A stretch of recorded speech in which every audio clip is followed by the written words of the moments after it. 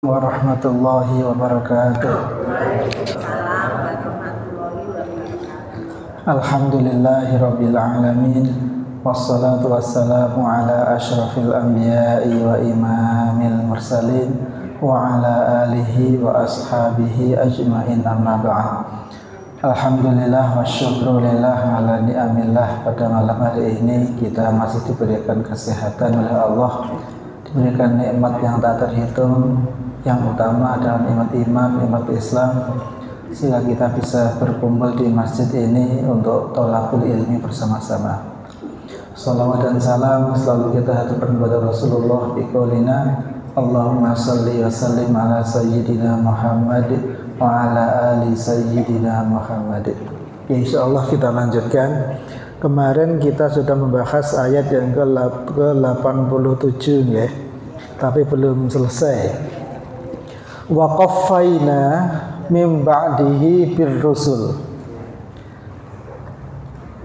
Wa qaffayna, dan kami mengikutkan atau menyusulkan, ay atba'nahum, menyusulkan atau mengikuti di belakangnya, min ba'dihi, dari setelahnya, ini kembali kepada Nabi Musa, birrusuli, dengan para nabi.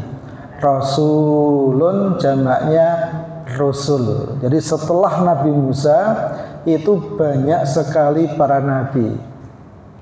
Nah, di sini dicontohkan seperti Nabi Yusha, Nabi Samuel, Nabi Syam'un, Nabi Dawud, Nabi Sulaiman, Nabi Sya'ya, Nabi Armia, Nabi Uzair, Nabi Hizkil, Nabi Ilyas, Nabi Ilyasa, Nabi Yunus, Nabi Zakaria, Nabi Yahya, dan nabi-nabi yang lain. Bahkan dikatakan hum sab'una alfan wakila arba'atu alafin. Jadi nabi antara Nabi Musa atau nabi setelah Nabi Musa itu ada yang mengatakan jumlahnya 70.000, ada yang mengatakan 4.000. Antara Nabi Musa sampai Nabi Isa. Wa muddatu ma bainahuma alfun wa tis'umi'ati sanah. Dan jarak antara Nabi Musa sampai Nabi Isa itu ada yang mengatakan 1.900 tahun, ada yang mengatakan 1.700 tahun. Artinya begini, bahwa Nabi itu memang sesuatu yang ditradisikan Allah. Jadi kalau dulu muncul para Nabi, mestinya Bani Israel itu gak kaget. Wong Nabi itu memang Allah nunjuk dan jumlahnya itu banyak. Jumlah Nabi dan Rasul kita nggak tahu persisnya, tapi di dalam hadis dikatakan total itu ada sekitar 124.000. Kemudian antara Nabi Musa sampai Nabi Isa jumlahnya ada yang mengatakan 70.000, ada yang mengatakan 7.000 nabi, ada 4.000 nabi. Artinya Nabi itu biasa. Maka begitu nanti muncul Nabi Isa, muncul Nabi Muhammad, mereka kok menganggap ini sesuatu yang nggak mungkin. Itu nalarnya di mana gitu. Sementara Nabi itu sesuatu yang sudah biasa. Memang yang menentukan bukan manusia, yang menentukan adalah Allah. Jadi ketika Allah menunjuk Nabi Isa sebagai Nabi atau Allah menunjuk Nabi Muhammad sebagai Nabi, mereka itu terheran-heran, kayak sesuatu yang baru gitu. Padahal adanya Nabi itu sesuatu yang biasa gitu. Nah, ini yang kadang-kadang itu logikanya itu nggak jalan gitu ya. Jadi adanya Nabi itu hal yang biasa. Nah, kemudian nabi-nabi itu ditutup oleh Nabi Muhammad sallallahu alaihi wasallam. Wa ataina Isa ibn Maryam al-bayyinati Wa ataina, dan kami datangkan Isa bin Maryam, kepada Isa ibnu Maryam, Isa anak laki-lakinya Maryam, al-bayyinati, bukti-bukti sebagai nabi. Jadi ketika orang ditunjuk Allah sebagai nabi, itu bukan kok dengan tangan kosong ya, tapi dikasih bukti.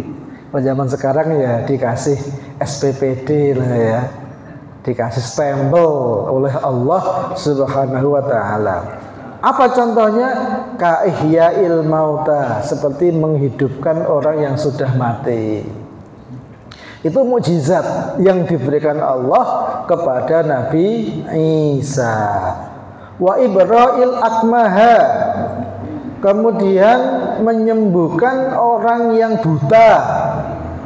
Sawaun kana kamhuhu kholqiyan autorian, baik apakah butanya itu buta kholqiyan dari lahir, autorian atau buta di tengah jalan, maksudnya sakit atau apa sehingga buta. Nah itu Allah memberikan mukjizat kepada Nabi Musa, orang yang sakit buta itu bisa melihat lagi. Mungkin nggak?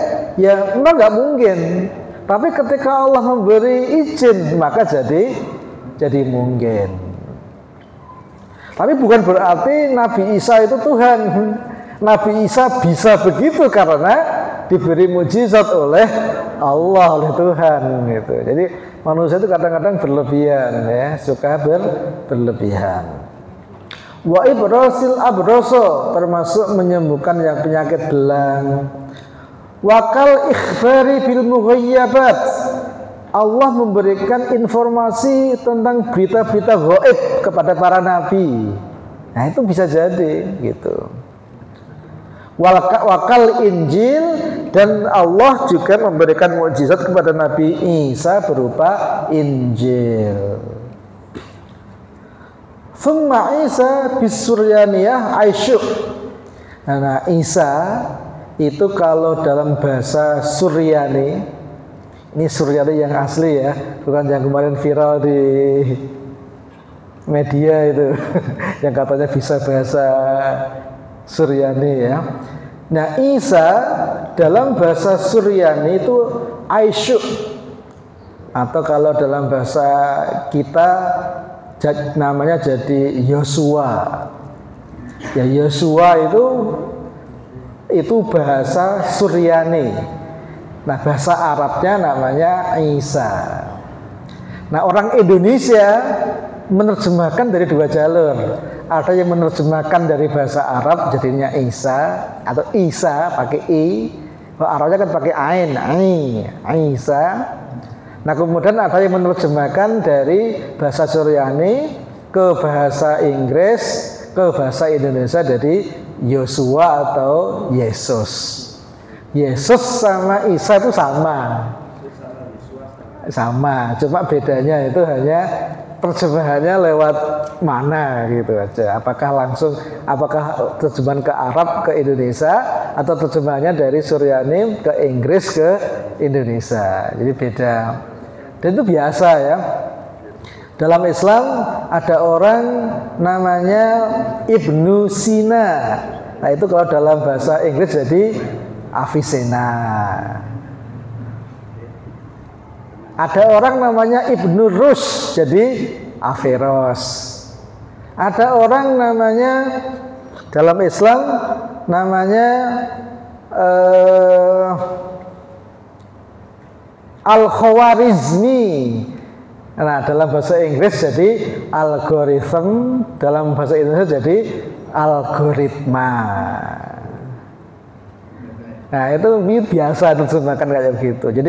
Jadi Yesus ataupun Isa itu orang yang sama, cuma diterjemahkan dari jalur bahasa yang berbeda. Aisyuk. Wa ma'nahu al-mubarak, arti dari Isa atau Yesua itu adalah al-mubarak, yang diberkati. Jadi terjemahan atau makna dari Isa itu adalah al-mubarak. Kalau Muhammad artinya yang terpuji. Kalau Isa artinya yang diberkahi, yang penuh dengan berkah. Wa Maryam bisuryaniyah. Nah, sementara Maryam dalam bahasa Suryani, jadi Maryam itu aslinya bahasa Suryani udah ya. Maryam atau Maria kadang-kadang ya. Maknanya artinya adalah al-khadim, sang pelayan.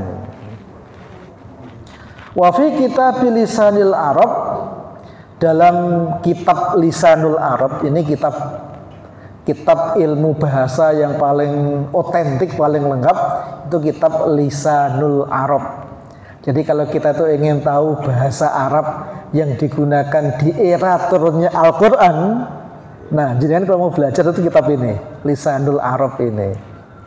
Itu adalah ungkapan-ungkapan yang diucapkan orang Arab waktu itu, bukan sekarang ya. Karena bahasa Arab sekarang sama bahasa Arab dulu itu sudah banyak perubahan. Nah, kalau kita mau mempelajari Al-Quran, itu harus pakai bahasa Arab ketika Al-Quran diturunkan, bukan bahasa Arab di era sekarang, karena maknanya beda. Contoh misalnya, dalam Al-Quran ada kata-kata idza jaa ajaluhum la yastakhiruna sa'atan wala yastaqdimun. Jadi ketika datang ajal, maka la yastakhiruna sa'atan, tidak bisa diakhirkan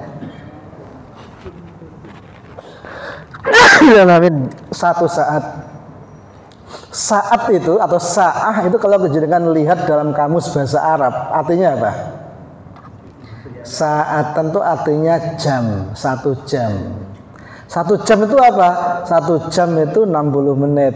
1 menit itu apa? 1 menit itu 60 detik. Sehari itu adalah 24 jam. Nah, itu terjemahan sa'ah dalam bahasa modern. Tapi yang dimaksud sa'ah di situ itu bukan jam dalam makna modern. Tapi yang dimaksud dengan sa'ah di situ itu adalah aqallu waqtin, waktu paling kecil yang mampu dideteksi manusia. Itu bahasa Arabnya namanya sa'ah. Jadi ketika ajal sudah datang, itu nggak bisa diajukan meskipun hanya 1/10 detik. Di sa'ah di situ bukan jam artinya ya, tapi sa'ah di situ adalah aqallu waqtin. Nah, ini seperti ini kita nggak bisa pakai bahasa Arab modern, harus pakai bahasa Arab ketika Quran diturunkan. Ya, jadi dalam kitab Lisanul Arab yang disebut dengan Maryam itu maksudnya adalah al-mar'atu allati takrahu mukhalitatar rijal, seorang wanita yang tidak suka campur atau kumpul dengan laki-laki. Itu makna dari Maryam. Jadi wanita suci. Jadi namanya aja ada suci ya, Maryam di situ. Jadi wa ataina Isa bin Maryam, dan kami berikan kepada Isa ibnu Maryam al-bayyinat, tadi bukti-bukti sebagai nabi, seperti tadi menghidupkan orang mati, menyembuhkan orang yang buta, wa ayyadnahu ay qawainahu, dan kami kuatkan kepada dia maksudnya adalah Maryam atau Isa, biruhil kudus, yaitu dengan ruhul kudus. Kalau arti bahasa, ruh itu artinya ruh, kudus itu suci ya, ruh yang suci. Nah, maksud dari ruhul kudus wahwa Jibril, yaitu malaikat Jibril. Nah, ruh sendiri maknanya banyak juga ya. Ruh itu bisa bermakna nyawa. Dalam Al-Quran, qulir ruhu min amri rabbi wa ma utitum minal ilmi illa qalila. Itu ruh yang bermakna nyawa. Yang kedua, ruh itu bisa bermakna kayak semangat ya. Terus yang ketiga, ruh itu bisa bermakna malaikat Jibril. Seperti ketika ayat inna anzalnahu fi lailatul qadr wa ma adraka ma lailatul qadr Lailatul Qadri khairum min alfi syahr. Tanazzalul malaikatu warruhu. Nah, ruh di situ adalah maknanya adalah malaikat Jibril. Sehingga memang bahasa Arab itu bukan hanya bahasa Arab ya, tapi terutama bahasa Arab itu harus hati-hati. Karena bisa jadi satu kata maknanya banyak dan sebaliknya. Untuk menunjukkan satu maksud itu bisa menggunakan banyak kata gitu. Dan ada kesan-kesan yang berbeda. Itu kalau kita mau belajar itu nanti ada ilmu tersendiri namanya ilmu balaghah. Kalau kita ingin tahu sampai makna rasa gitu ya. Wa ayyadnahu, dan kami kuatkan dia biruhil qudus, yaitu dengan malaikat Jibril. Nah, ini nabi ini, tapi manusia Bani Israel dulu, wah itu kurang ajar ke Nabi Isa ya. Bani Israel itu dulu menganggap Nabi Isa itu anak haram. Itu Bani Israel. Nah, kemudian waktu itu Maryam sendiri itu nggak kuat mendengar cibiran dari orang-orang Bani Israel. Makanya ketika beliau melahirkan itu kemudian beliau itu pergi dari kuil, ibaratnya ya, dari kuil untuk menyendiri. Dan sebetulnya beliau itu sudah nggak ingin balik karena nggak kuat dengan gunjingan orang-orang. Tapi kemudian Allah yang menyuruh untuk balik. Ya, ketika diperintah Allah ya sami'na wa ata'na. Terus beliau, nanti gimana ya Allah? Nanti kalau orang membunuhku gimana? Nggak usah khawatir. Nanti kamu kalau ditanya orang, kamu nggak usah ngomong. Kamu cukup tunjuk anak yang kamu lahirkan itu. Terus apa bisa? Udah ikut aja gitu ya. Nah, akhirnya sebetulnya Maryam itu mau dihukum mati sebetulnya. Karena dalam kitab Taurat kalau ada orang yang zina, hukumannya itu hukum rajam, hukum mati. Maka sebetulnya kalau ada orang-orang barat itu kok menghina Islam karena ada hukum rajam, itu sebetulnya mereka itu nggak melihat dirinya sendiri. Hukum rajam itu ada dalam Taurat, ada juga dalam kitab Injil. Maka Isa itu Maryam itu sebetulnya mau dihukum mati kalau dia balik. Nah, ketika beliau balik dengan membawa anak, rame itu langsung satu kota itu langsung geger ya. Wah, kemudian orang-orang itu pada meneriaki Maryam. Saya kira wanita suci, ternyata podo wae gitu ya. Kamu kok bisa berbuat begitu, padahal orang tuamu dulu adalah orang yang baik-baik saja. Nah, Maryam hanya diam saja.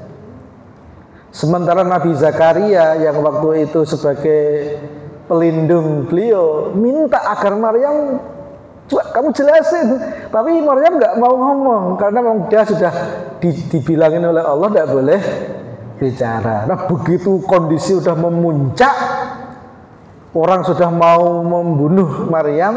Nah, disitulah kemudian Maryam itu menunjuk anaknya. Orang pada tahu terbahak ya. Ada tambah gila saja gitu.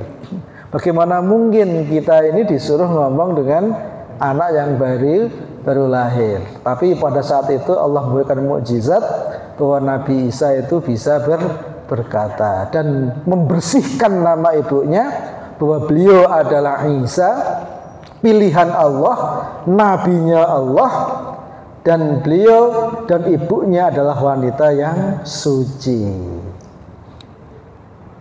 Nah, seketika itu orang-orang yang mau membunuh udah gak berani lagi ya. Ini gak main-main. Tapi akhirnya ya memang manusia itu agak lucu manusia itu ya. Jadi kalau tidak diberi bukti, ngomongnya nggak ada buktinya. Tapi begitu dikasih mukjizat seperti itu, akhirnya apa? Berlebihan, ya. Ada dua ekstrim, ekstrim kanan sama ekstrim kiri. Yang ekstrim kiri mengatakan, wah, ternyata masih bayi udah pinter sihir. Tetap aja orang Yahudi nggak mau beriman karena menganggap itu, jadi Isa itu menuruni sihir dari Maryam. Sementara orang-orang yang lain berada di ekstrim kanan, mengatakan, wah ini nggak main-main ini, nggak punya bapak, bisa ngomong, wah ini pasti anaknya Tuhan. Jadi memang setiap kejadian itu membuat orang kalau tidak semakin tambah imannya, ya membuat orang itu semakin jauh dari iman. Itu apapun kondisi yang terjadi. Ya, jadi setiap kejadian itu, setiap orang itu bisa direspon berbeda. Bisa semakin kuat imannya, tapi juga bisa semakin kufur, ya. Nah, orang Yahudi tetap kufur sampai hari ini. Dan orang yang menganggap Isa anak Tuhan tetap seperti itu sampai hari ini juga, gitu. Udah nggak bisa diubah-ubah, gitu ya. Dan semua itu sebetulnya hanya praduga. Sementara Nabi Isa sendiri sudah mengatakan, aku ini bukan anaknya Allah, aku ini nabinya Allah. Aku bisa begini karena diberikan mukjizat oleh Allah, sebagaimana nabi-nabi terdahulu, gitu, ya. Nah, jadi tradisi kenabian itu biasa. Maka di kalangan Bani Israel adanya para nabi itu biasa. Meskipun Bani Israel itu tidak suka dengan nabi. Kenapa? Karena Bani Israel itu pengennya ngatur, bukan maunya diatur. Sementara nabi itu pasti ngatur, gitu, nggak suka. Nah, dan ini juga penyakit orang-orang pinter, ya. Orang pinter itu sukanya ngatur, tapi nggak suka diatur, ya. Termasuk yang ngatur Allah itu nggak mau, banyakan itu orang-orang yang mengaku dirinya pinter itu. Nah, orang yang mengaku pinter tapi nggak mau diatur oleh Allah, sebetulnya itu orang bodoh sebetulnya, ya. Orang yang pinter yang sebenarnya itu adalah orang yang mau diatur oleh Allah Subhanahu wa ta'ala. Jadi Allah ceritakan, jadi dulu muncul Nabi Isa, kemudian disusulkan berikutnya para nabi berturutan. Maka afakullama ja'akum ya ma'syaral yahud rasulun bima la tahwa anfusukum mustakbartum. Afakullama ja'akum, afakullama, apakah ketika ja'akum datang kepada kalian, ya ma'syaral yahud, wahai orang Yahudi, rasulun, seorang utusan, bima, dengan membawa sesuatu, la tahwa anfusukum, yang tidak disukai oleh diri kalian, istakbartum, apakah kalian akan menyombongkan diri? Nah, ini pertanyaan yang menggambarkan mereka itu begitu sombong. Jadi nabi itu dilihat dulu, nabinya ini sesuai selera atau tidak. Nah, kalau nabinya itu sesuai selera dia, mau ngikuti dia, ya mereka mau menerima sebagai nabi. Tapi kalau nabinya kok nggak mau ngikuti dia, malah dia disuruh ngikuti, ya dia ya ogah menerima sebagai nabi. Itu Bani Israel. Karena saenae dewe. Tapi sebetulnya juga enggak hanya Bani Israel, ya, termasuk kita juga seringnya begitu. Memang syariat kok menurut kita, memang kita itu Tuhan apa itu? Syariat itu ya menurut pembuat syariat, yaitu Allah Subhanahu wa ta'ala. Betul ya? Gitu. Mestinya begitu. Jangan kayak Bani Israel. Bani Israel itu nabi itu harus sesuai selera dia. Kalau nggak sesuai selera dia, nggak mau dia. Bahkan mereka nggak segan-segan membunuh para nabi. Fafarikon kadzabtum. Fafarikon, maka terhadap sebagian para nabi kadzabtum, kalian mendustakan, wa fariqon, dan terhadap sebagian para nabi taqtuluna, kalian membunuhnya. Nggak main-main. Bahkan Bani Israel itu jangankan manusia yang bukan nabi, nabi saja mereka tuh berani membunuh. Ini Bani Israel ketika nggak sesuai selera, apalagi kalau nggak sesuai kepentingan bisnis. Nah, jadi bagi mereka itu yang paling utama itu adalah uang, bisnis ya. Kalau dengan bisnis itu terjadi peperangan, mereka nggak peduli, karena yang penting duitnya banyak. Nah, itu perilaku orang Yahudi yang mestinya jangan ditiru, meskipun faktanya banyak orang Islam juga yang niru Bani Israel. Jadi aikan zabta ta'ifatan Muhammadan, seperti Nabi Muhammad, wa Isa, dan sebagian dibunuh seperti Nabi Yahya, Nabi Zakaria, ini dibunuh.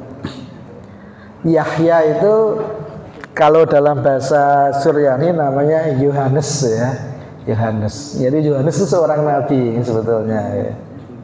Nabi Yahya. Nah kemudian orang-orang Yahudi ini waqolu. Nah ketika mereka diseru oleh para nabi, apa kata dia? Qulubuna ghulf, qulubuna, hati-hati kami. Qulub itu jamak dari qalbu. Qalbu ya, bukan kalbu ya. Kalau kalbu itu artinya anjing ya. Nah kalau dalam bahasa Indonesia kan disebut kalbu ya, bukan kalbu ya, tapi qalbu. Kalau kalbu itu artinya anjing, kalau qalbu itu artinya hati. Jamaknya qulub. Qulubuna ghulf ay maghsya'ah bi aghtiyatin. Qulubuna, hati kami ghulf, terdapat tutup. Nah mereka ketika didakwai gitu, mereka itu balelo ya, wes usah dakwah gitu. Wahai para nabi, termasuk Nabi Isa, Nabi Muhammad, percuma kamu dakwah, hati kami udah tertutup. Ya yang bilang siapa? Yang bilang orang Yahudi sendiri. Jadi mereka memang sejak awal udah gak mau mendengarkan kebenaran. Ya, mereka ketika didakwai itu udah ngapain kamu dakwah ke kami? Kami sudah punya nabi, dan nabi kami nggak kamu. Nabi kami itu Nabi Musa gitu. Jadi kalau diajak ngomongnya begitu. Padahal ketika zaman Nabi Musa mereka juga mengingkari Nabi Musa. Susah kan ya? Ya susah kan. Jadi ketika sekarang tidak diajak ikut Nabi Muhammad nggak mau, alasannya ngikutin Nabi Musa. Tapi diajak ikut Nabi Musa juga nggak mau juga gitu. Intinya mereka itu maunya itu sesuai keinginannya sendiri. Maka bala'anahumullah, bala'anahum, bahkan maka kemudian Allah melaknati mereka bikufrihim, karena kekafiran mereka.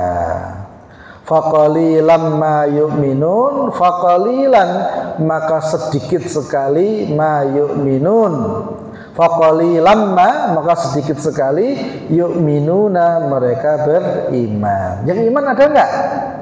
Ya ada, tapi cuma sedikit. Mayoritas itu tidak iman. Nah ya bang, kemarin sudah kita bahas ya. Ini termasuk juga di era Nabi Muhammad.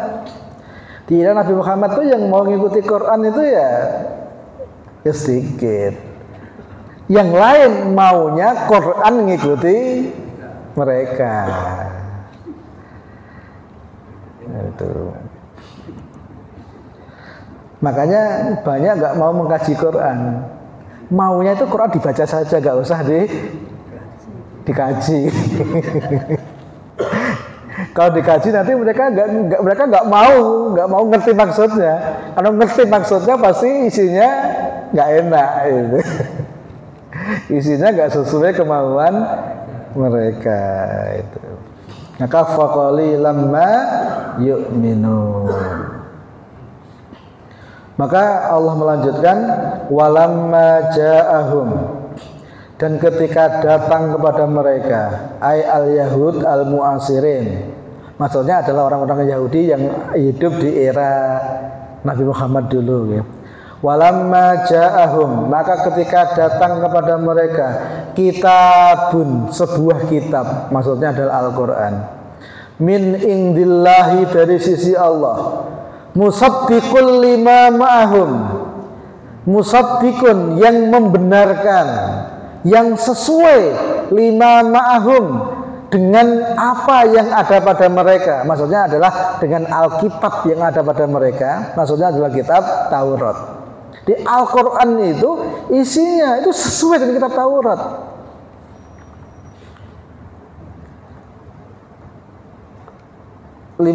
Musaddiqul lima ma'ahum wakanu, padahal sebelumnya mereka, wakanu, padahal mereka min qablu, sebelumnya, yastaftihuna, mereka itu telah meminta diberikan kemenangan bersama para nabi itu, alalladzina kafaru, untuk mengalahkan orang-orang kafir. Maksudnya begini, orang Yahudi itu, jadi sebelum Nabi Muhammad lahir, termasuk juga waktu Nabi Isa, jadi orang Bani Israel itu ketika Nabi Isa itu mau lahir, mereka itu adalah orang-orang yang menunggu kelahiran Nabi Isa, menunggu kelahiran Nabi Isa, dan mereka udah tahu bahwa Nabi Isa nanti jadi Al-Masih. Termasuk sebelum datangnya Nabi Muhammad, mereka itu adalah orang-orang yang menunggu kehadiran Nabi Muhammad. Jadi orang Yahudi itu menunggu kehadiran Nabi Muhammad sebetulnya. Bahkan mereka itu sudah ibaratnya apa ya, ngepal, tahu ngepal ya. Jadi yastaftihuna alal ladzina kafaru. Jadi mereka itu sudah ibaratnya itu sesumbar bahwa sebentar lagi Nabi akhir zaman akan turun. Kemudian Bani Israel, mereka dengan Nabi yang nanti turun, nanti akan mengalahkan orang-orang musyrik. Nah, sementara orang-orang Arab asli seperti orang Madinah, Aus dan Khazraj, itu adalah orang-orang musyrik. Jadi orang Yahudi itu nanti sebentar lagi Nabi akhir zaman akan turun, kemudian kami bersama Nabi akhir zaman itu akan menghancurkan orang-orang musyrik seperti kalian. Jadi mereka udah sepede itu, udah dan memang mereka ngerti persis, tahu persis tentang munculnya seorang Nabi. Ya, jadi mereka sudah meminta agar Allah memberikan pertolongan dengan munculnya Nabi, yang dengan itu mereka bisa mengalahkan orang-orang kafir, musyrikil Arab, maksudnya adalah orang-orang musyrik Arab, termasuk siapa? Arab, Asad, Hudfan, Muzainah, Juhainah, wahum atuhum, dan mereka adalah musuh mereka. Jadi orang-orang Yahudi dulu tuh punya musuh sebelum munculnya Nabi, dan musuhnya itu memang orang-orang musyrik ya, baik dari kalangan Arab, dari kalangan Asad, Ghatfan, Muzainah, Juhainah. Ini musuh mereka, dan mereka itu adalah musuh mereka. Yaquluna idza dahamahumu aduwwun, dan mereka udah berdoa kepada Allah. Apa doa mereka? Begini, Allahumma ftah alaina. Ini doanya orang Yahudi ini. Allahumma ftah alaina wansurna bin nabiyil ummiyyi. Allahumma ya Allah, iftah alaina, bukalah untuk kami. Wansurna, dan berilah kemenangan, berilah pertolongan kepada kami bin nabiyil ummi, dengan hadirnya seorang nabi yang ummi. Ini orang Yahudi itu ketika Nabi Muhammad menjelang lahir, mereka itu doanya ini.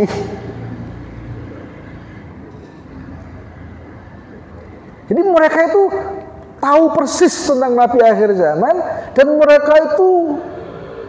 memang mereka itu memohon kepada Allah agar disegerakan munculnya Nabi akhir zaman. Dan mereka sudah berjanji nanti kalau Nabi akhir zaman turun, mereka akan berada di barisannya Nabi memerangi orang-orang musyrik.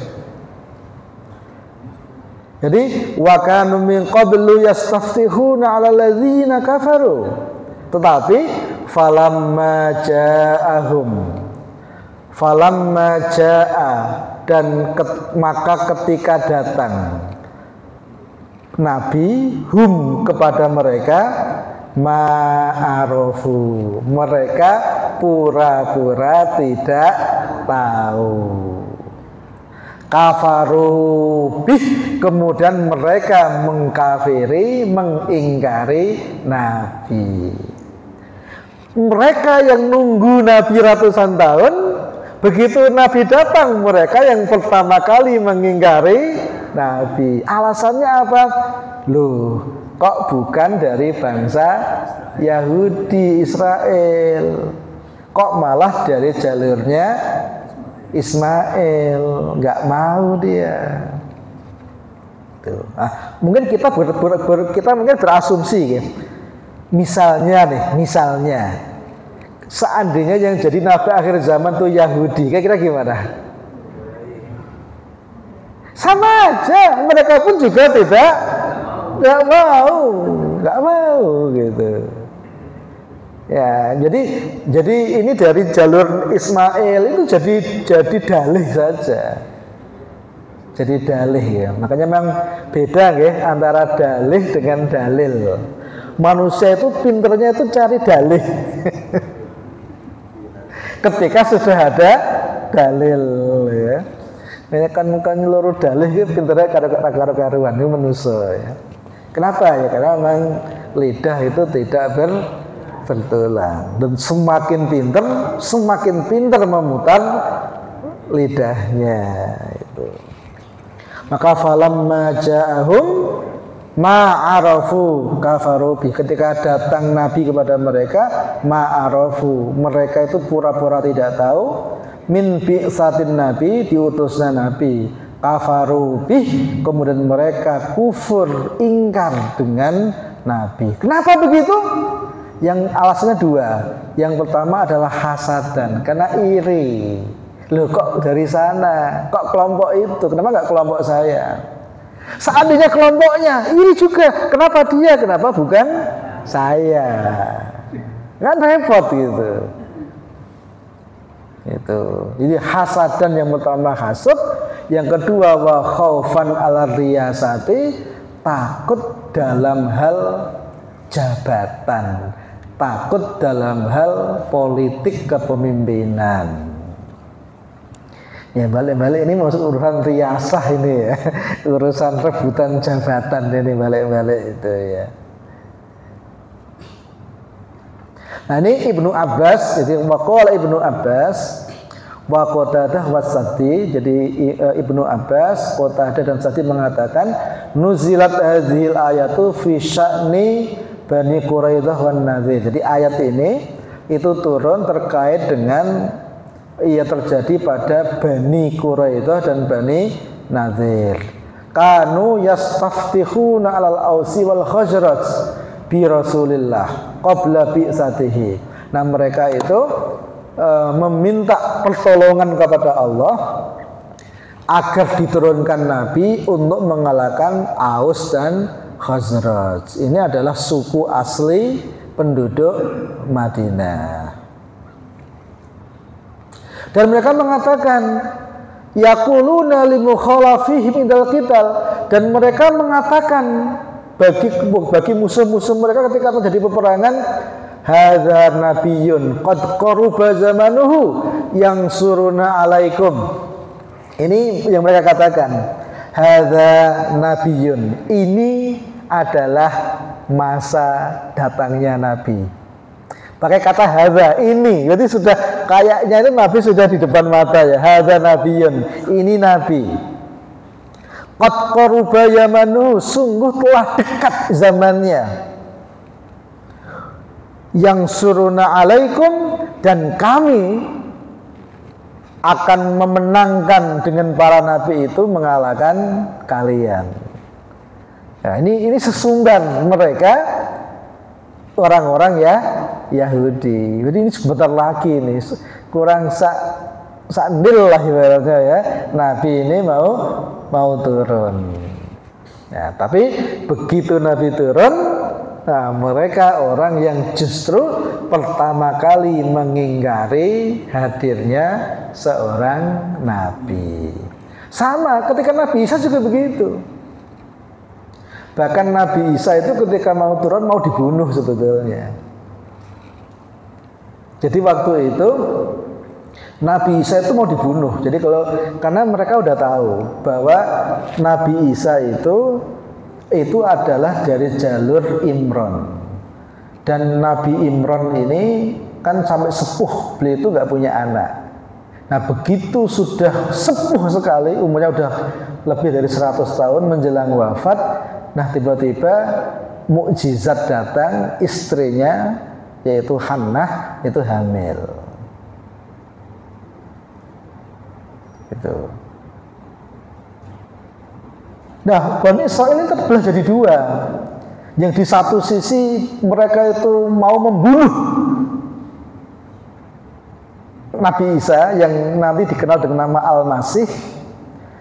Di satu sisi memang mereka itu orang-orang yang iman, yang menunggu betul kehadiran Nabi Isa. Tapi yang orang-orang yang menunggu betul itu orang-orang yang nggak punya kekuasaan. Yang punya kekuasaan itu justru pengennya itu yang membunuh Nabi Isa. Maka kemudian ketika itu Imron wafat ya. Akhirnya Hannah ini ketika mau melahirkan ini sudah tidak punya suami, yaitu Nabi Imron itu. Nah ketika malam Hannah itu mau melahirkan, itu Bani Israil itu nggak ada yang tidur. Dan waktu itu hampir ya peperangan ya. Di satu sisi orang yang menunggu kehadiran Nabi Isa betul-betulan, di satu sisi orang-orang Bani Israil yang takut kalau sampai muncul Al-Masih, karena takut nanti Al-Masih itulah yang akan meluruskan penyimpangan-penyimpangan yang mereka lakukan. Terutama para agamawan yang ada di Baitul Maqdis, mereka itu adalah orang-orang yang menjual agama dengan harga yang murah. Mereka yang paling benci dengan hadirnya seorang nabi. Malah para agamawan yang paling benci itu. Wah, malam itu gak ada yang tidur. Dan para agamawan itu sudah berkolaborasi dengan raja, kekuasaan, pokoknya kalau sampai nanti lahir seorang anak, bunuh gitu. Nah, tapi kemudian Allah menyelamatkan.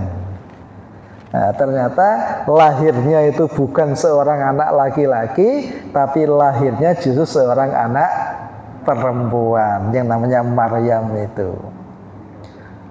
Wah, itu kemudian yang orang-orang yang beriman itu kecewanya luar biasa ya. Kecewanya luar biasa.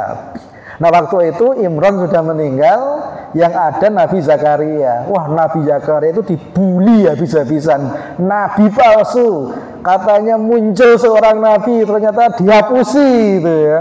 Nabi palsu ya. Di palsu-palsu itu dulu juga udah rame ya. Ya gitu. Ya, wah, pokoknya Nabi Zakaria ini betul-betul dibully habis-habisan itu. Tapi Nabi Zakaria malah seneng. Kenapa? Karena kalau seandainya yang lahir itu Nabi Isa, udah dibunuh justru. Dan Nabi Zakaria tahu bahwa memang Nabi Al-Masih itu memang dari jalur Imron. Tapi tidak langsung. Tapi justru nanti itu anaknya Maryam itu. Tapi Nabi Zakaria nggak mau ngomong. Kalau beliau ngomong nanti jadi Maryam yang dibunuh gitu. Jadi beliau lebih suka dibully dan beliau memang menyembunyikan informasi itu. Nah sementara yang orang-orang Yahudi tertawa terbahak, ternyata kita tertipu oleh janjinya Imran, Nabi palsu, senangnya luar biasa ya. Sehingga mereka itu punya alasan untuk mengolok-olok Maryam, mengolok-olok Nabi Imran dan Nabi Zakaria. Nah sampai akhirnya ceritanya panjang sekali ya. Nah sampai begitu Maryam itu kemudian tumbuh, nah akhirnya mereka tuh lupa mau membunuh seorang nabi. Nah begitu mereka lupa membunuh nabi, nah disitulah tiba-tiba Maryam hamil seorang nabi yang nantinya Al-Masih itu. Memang Allah itu begitulah caranya Allah itu menyelamatkan orang-orang yang dicintainya itu ya. Jadi sama, jadi ketika Nabi Isa mau lahir mau dibunuh. Padahal Nabi Isa itu juga kalangan Bani Israel dan jalurnya nggak kaleng-kaleng. Jalurnya jalur dari Imran, orang yang paling mulia. Itu pun juga mau dibunuh gitu. Makanya mereka itu intinya kalau nggak sesuai mereka bunuh gitu. Jadi bunuh manusia itu kayak nggak ada beban. Kenapa? Karena mereka inilah manusia kalau hanya berpikir kehidupan hanya dunia ini saja. Ya orang itu kalau berpikir hanya dunia ini saja, orang itu bisa melakukan apapun. Makanya kalau pemimpin kok sampai orang yang tidak punya iman, wah, nggak ada yang bisa ngawasi. Kenapa? Nah, dia yang pegang duit, saya ngawasi, bisa disumpel duit mulutnya gitu. Makanya pemimpin kalau nggak beriman, kalau nggak bertakwa, itu neraka dunia sebetulnya ya. Karena orang kalau nggak ada iman itu nggak bisa dikontrol. Apalagi dia punya kekuasaan. Oh, dia hanya mikir dunia saja. Dia tuh membunuh orang, mendolimi orang itu nggak takut sama sekali. Kenapa? Karena dia mikirnya hanya dunia. Sebetulnya mereka itu sadar nggak kalau ada akhirat? Sebetulnya ya sadar juga. Tapi mereka melupakan. Lah akhirat tak usah dibikin. Gue nak mati lah kayak tobat. Ya. Mikirnya kayak begitu. Fir'aun juga begitu. Fir'aun itu sama. Fir'aun itu dia itu mikirnya kayak gitu. Supaya nanti kalau udah mau mati taubat itu. Makanya ketika dia hidup itu seenaknya sendiri sampai mengaku dirinya adalah Tuhan itu. Nah inilah Bani Israel ya.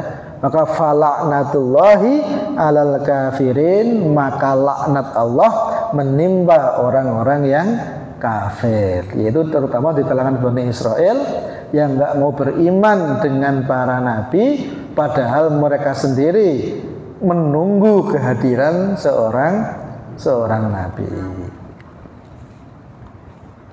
Ini kita sampai ke ayat yang ke 58 okay. 89 fala'natullahi alal kafirin. Mungkin sampai sini dulu ya. Meskipun selanjutnya ini masih bicara topik yang sama ya. Tapi nanti kita bahas di pertemuan berikutnya. Mungkin sampai sini ada yang mau ditambahkan atau ada yang mau didiskusikan barangkali. Monggo silakan. Kita masih punya waktu 10 menit.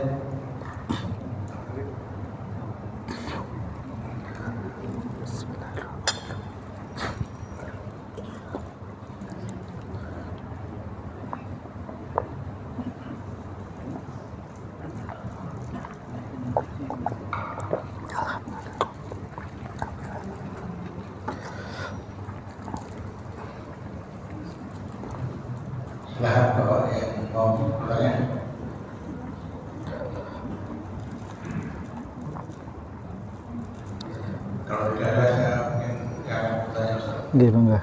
Jadi ketika Al-Quran itu isinya dengan kitab Taurat, kemudian orang-orang yang kafir itu juga lalu Al-Quran yang kode isinya kalau Injil, itu pendapat yang seperti itu mungkin yang mereka tidak mengimani Al-Quran. Apakah begitu Ustaz? Ya. Jadi pesan dalam Al-Quran itu sama dengan pesan yang ada pada kitab-kitab sebelumnya, yaitu mengimani Allah dan mengimani para nabi dan rasul. Maka di dalam kitab Injil itu bukan hanya iman kepada Nabi Isa, tapi juga iman dengan nabi-nabi sebelumnya. Kemudian di dalam Al-Quran bukan hanya iman kepada Nabi Muhammad, tapi juga iman kepada nabi-nabi sebelumnya. Makanya kalau ada orang mengaku dia itu iman dengan Nabi Isa, tapi dia tidak iman kepada Nabi Muhammad, nah itu masalahnya di situ. Padahal mereka diminta untuk iman kepada seluruh nabi yang ada, yang ditunjuk oleh Allah Subhanahu wa Ta'ala. Makanya setelah turunnya Al-Quran, maka orang yang tidak beriman dengan Nabi Muhammad, meskipun dia beriman dengan Nabi Isa, Nabi Musa, maka dia dianggap orang kafir. Setelah turunnya Al-Quran. Sama, setelah turunnya Injil, orang yang nggak beriman dengan Nabi Isa dianggap kafir, meskipun mereka iman kepada Nabi Musa dan Nabi Ibrahim. Jadi iman itu mengharuskan iman pada seluruhnya, termasuk pada Nabi yang baru datang pada zamannya. Memang pesannya sama, pesannya adalah untuk mentauhidkan Allah Subhanahu wa Ta'ala. Intinya tauhid, iman kepada Al-Quran, kepada Allah, iman kepada para nabi, iman dengan hal-hal yang gaib. Nah itu inti pesannya.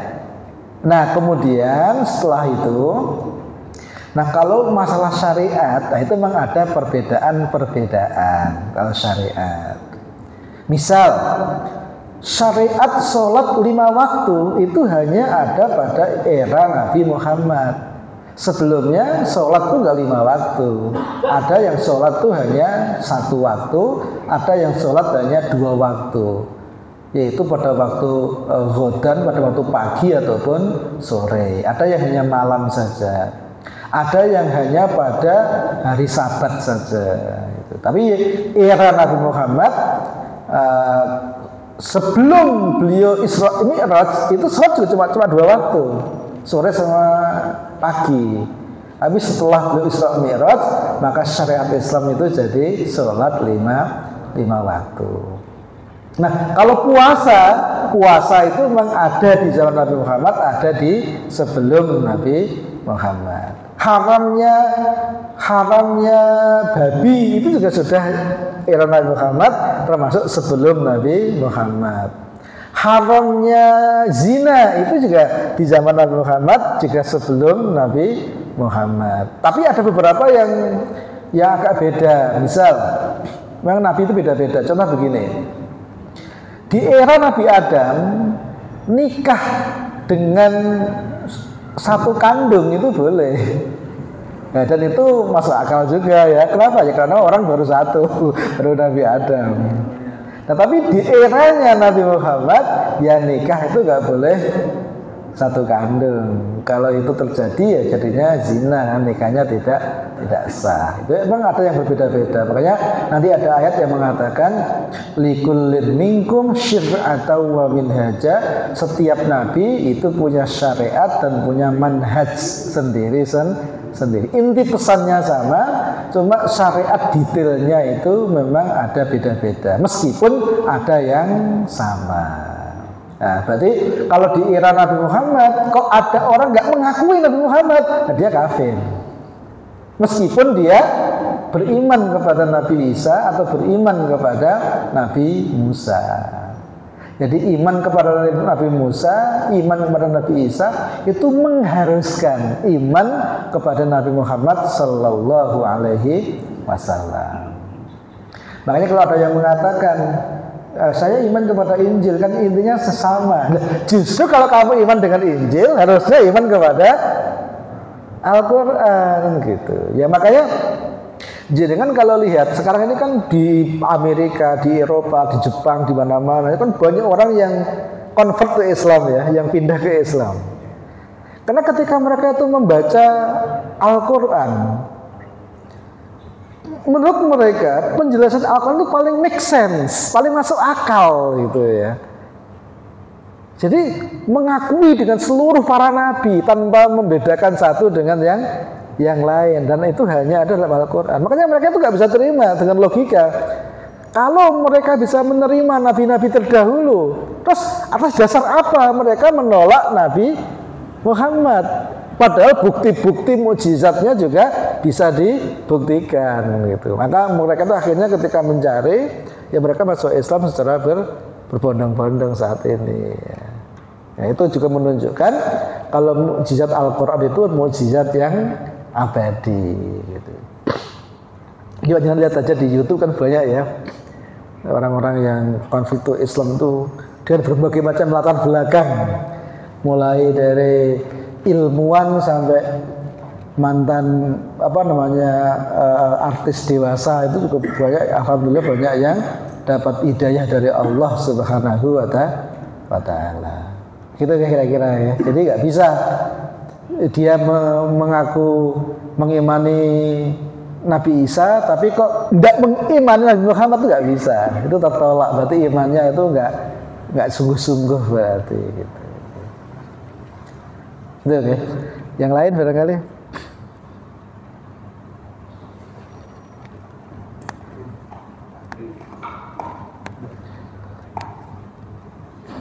Ada.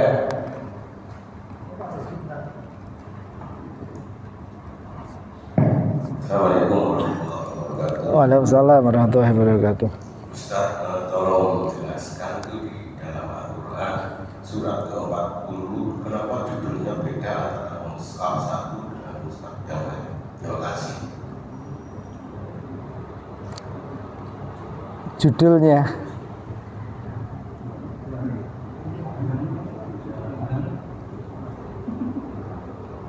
maksudnya gimana nggih? Terima kasih. Dalam Al-Quran di mushaf satu dengan mushaf yang lain ada yang menulis beda judul surat 40. Di satu menjadi Mu'min, Al-Mu'min, satunya menjadi Al-Kafir. Mungkin itu. Oke. Terima kasih.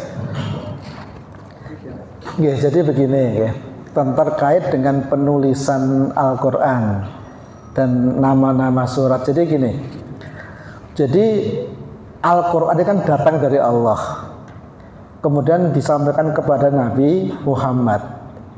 Dari Nabi Muhammad disampaikan secara lisan kepada para sahabat. Nah, Quran itu turunnya itu nggak seperti yang kita baca saat ini. Jadi justru ayat yang pertama turun itu bukan Al-Fatihah, tapi yang pertama turun itu adalah surat Iqra bismi rabbikal ladzi khalaq. Dan ketika Al-Quran itu turun, kemudian Nabi Muhammad menyampaikan kepada para sahabat, jadi tulislah ayat ini setelah ayat ini, setelah ini, setelah ini, setelah ini, setelah ini. Makanya urutan Al-Quran itu tauqifi. Di urutan Quran itu betul-betul murni dari Allah melalui Nabi Muhammad. Makanya urutan ayat itu nggak boleh diacak. Kita bacanya kok, baca Quran kok dari ayat 2 ke ayat 3 langsung ke ayat 1 itu nggak boleh. Hukumnya haram. Jadi membaca itu harus urut, karena urutan Quran itu tauqifi. Nah, kalau urutan surat, nah itu bukan tauqifi memang. Kalau urutan surat ya. Kenapa yang ditaruh pertama kok Al-Fatihah, yang kedua itu kok surat Al-Baqarah. Nah, kalau urutan surat itu tidak tauqifi, itu adalah para sahabat, ijma' sahabat. Jadi mayoritas sahabat itu urutannya seperti ini. Tapi juga ada sahabat lain yang membuat urutannya itu beda, urutan surat. Ya. Nah kemudian bacaan Quran, tulisan Quran itu tauqifi. Ini nggak boleh ditulis dengan tulisan yang lain. Nah makanya itu ketika Rasul itu dapat wahyu, benar Rasul meminta kepada para sahabat untuk nulis, ditulis itu. Meskipun Rasul itu ummi, tapi bisa melihat tulisan itu benar atau salah. Makanya dalam Al-Quran itu misalnya ada tulisan Bismillahirrahmanirrahim. Itu tulisannya harus begitu, harus ba, sin, mim, nggak boleh ada alifnya. Padahal kalau menurut bahasa Arab standar, Bismillah itu harusnya itu pakainya ba, alif, sin, mim. Karena bi itu artinya dengan, ismi itu nama, jadi ada alifnya. Tapi di situ tulisannya kan bismi tanpa alif, maka kita nggak boleh nulisnya ada alifnya, karena tulisan itu tauqifi, nggak boleh ini ada tulisan yang beda-beda. Nah kemudian dulu di era Sayyidina Utsman, itu khalifah yang ketiga, kan Islam udah menyebar kemana-mana. Nah ternyata itu ada beberapa tulisan-tulisan yang beda-beda, sehingga beberapa sahabat itu khawatir kalau di kemudian hari ini jadi masalah.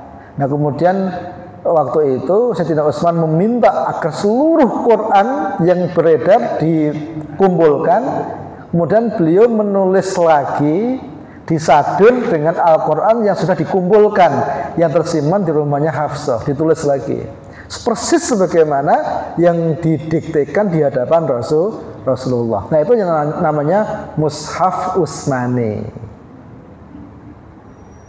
Mushaf Utsmani. Jadi tulisannya harus begitu, nggak boleh tulisan yang lain. Tapi sayangnya di beberapa negara saat ini itu banyak yang percetakannya itu nggak mau ngikuti Mushaf Utsmani ya. Termasuk yang di Indonesia ini banyak yang modelnya nggak ngikuti Mushaf Utsmani. Yang ngikuti Mushaf Utsmani itu kayak percetakan Menara Kudus, percetakan Madinah itu Mushaf Utsmani. Tapi kalau yang Depak itu justru nggak Mushaf Utsmani sebetulnya ya. Jadi ada beberapa, padahal itu sebetulnya nggak boleh ya. Harusnya tulisan itu Utsmani itu nggak boleh. Nah termasuk nama. Nah nama-nama itu Rasul sudah menentukan namanya surat ini, surat ini. Nah memang kadang-kadang ada yang diberi nama dua kadang-kadang ya. Nah ketika diberi nama dua oleh Rasulullah ya namanya memang bisa dua gitu. Tapi itu apa namanya? Jika memang dalam Al-Quran itu memang ada yang tauqifi, ada yang itu sahabat ya. Kalau urutan surat itu para sahabat, tapi kalau urutan ayat itu tauqifi. Termasuk bentuk apa namanya, bentuk huruf itu tauqifi harusnya. Itu yang ada di Mushaf Utsmani. Makanya sebagian ulama itu mengatakan kalau kita itu baca Al-Quran itu sebaiknya baca yang Mushaf Utsmani. Itulah bacaan yang kalau kita baca insya Allah dapat pahala meskipun kita nggak ngerti maksudnya.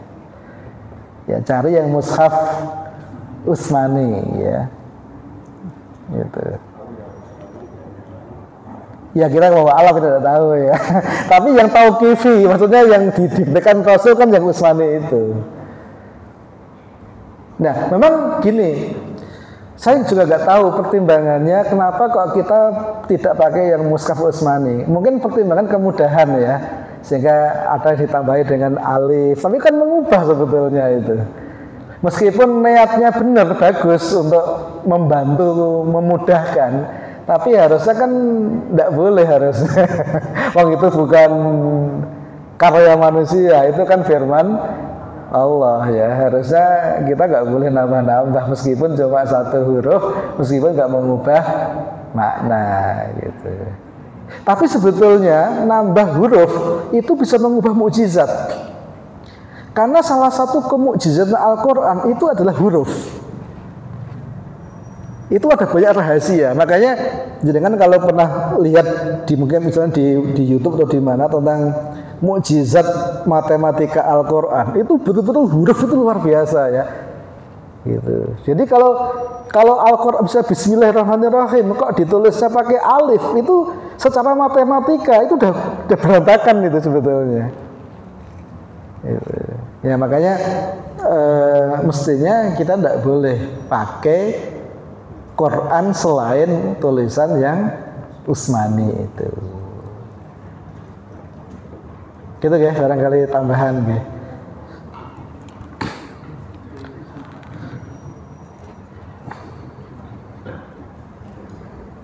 Baik Bapak Ibu sekalian, terima kasih kepada Ustaz Khairul Anam dan terima kasih kepada Bapak semua hadirin yang telah hadir dalam malam ini.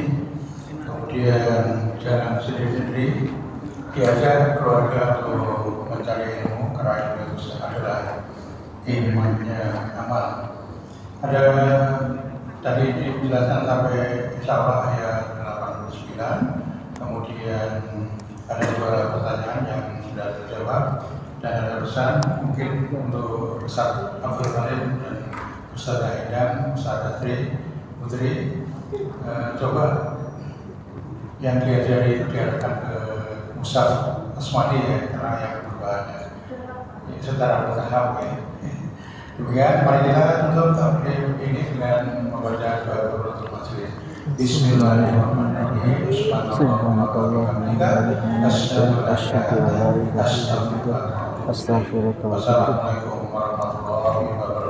Waalaikumsalam warahmatullahi wabarakatuh.